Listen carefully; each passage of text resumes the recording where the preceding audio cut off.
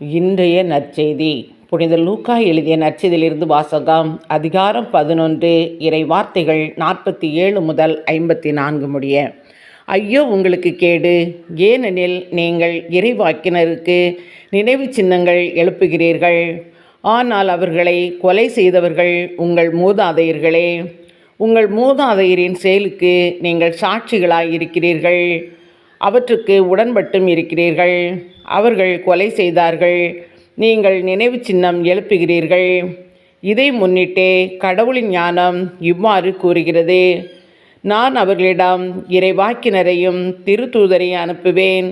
அவர்களுள் சிலரை கொலை செய்வார்கள், சிலரை துன்புறுத்துவார்கள். ஆபேலின் இரத்தம் முதல் பலிபீடத்திற்கும் தூயகத்துக்கும் நடுவே சிந்தப்பட்ட சக்கரியாவின் இரத்தம் வரை, உலகம் தோன்றியதிலிருந்து சிந்தப்பட்ட இறைவாக்கினர் அனைவரின் இரத்தத்திற்காக இந்த தலைமுறையிடம் கணக்கு கேட்கப்படும். ஆம், நான் உங்களுக்கு சொல்கிறேன், இந்த தலைமுறையிடம் கணக்கு கேட்கப்படும். ஐயோ திருச்சட்ட அறிஞரே, உங்களுக்கு கேடு, ஏனெனில் அறிவு களஞ்சியத்தின் திறவுகோலை நீங்களே எடுத்துக்கொண்டீர்கள். நீங்களும் நுழைவதில்லை, நுழைவோரையும் தடுக்கிறீர்கள் என்றார்.